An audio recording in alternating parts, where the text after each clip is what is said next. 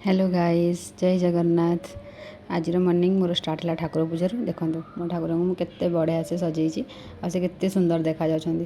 ठाकुर पूजा सारिकी मुझे चली ब्रेकफास्ट करने। हजबैंड ऑलरेडी ड्यूटी पलई थे, से भी विदाउट ब्रेकफास्ट रे कहीं से न खाई ब्रेकफास्ट जाइछंदी। आज तार गोटे अलग प्रकार स्टोरी मुझे कहबी पर। तो ये मुझे कौन कर चकुली पिठा सांगे आलू और पनीर गोटे स्टफिंग बनई बनाना शेक बनईकी मो ब्रेकफास्ट एकुटिया निजे निजे कंप्लीट कली। तापर कौन करी भाविक टे बालकोनी को गली। बालकोनी को गला बेलू देखला बेलू गोटे सुंदर पारा बसी से व्हाइट कलर पाराटा प्राय टाइम बालकोनी आसिक बसे। तापर देखिए लंका गछ लगे से सुखी गलानी ताको पानी दिया नथिला बोली। तापर ताको आनिके टिके पानी देदेली गछ गुड़ाक गछ गुड़ाक पानी देला पर रूम भीतर किछटा मनी प्लांट लगे।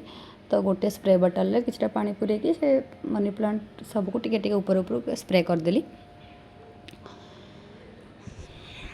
स्प्रे कर सारा पर देखो यहीटा जो मनी प्लांट जो भितर अच्छी तार बाहर पटटा मुझे बनई भल लगुच ना।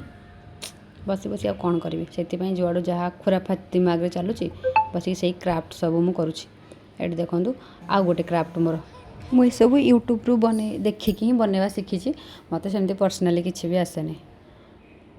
तो हजबैंड सह कौन है ना तांकु लगी कि ड्यूटी 8टारे बट ड्यूटी 6टारे थिला। तो सी आराम से 7टा बेलू उठिले जो फोन आसला कि यार ड्यूटी कौन पे आसी नते पर्यंत। तो फटास के बाबू 5 मिनट भीतर बाहर की पलैले ब्रेकफास्ट करने टाइम है तो सेठी जाइए किसी खाई थे से विदाउट ब्रेकफास्ट ही से आज जाइछंदी। तापर एठी बसिकी मो क्राफ्ट कंप्लीट कली। कंप्लीट तो नुह अल्प टिके टिके करके ही मुझे सारूची ए गोटे दिन रे सब एका बेले मुझे करिपरनी। तो धीरे धीरे ताको करिकी कंप्लीट कली। आउ एटा जतले फाइनल हो पूरा तापर मु आपण मानकु देखैबी। आपण माने मते देखि कहिबे जेटा केमती लागुची। एबे तो प्रोसेसिंग रे अछि चलची।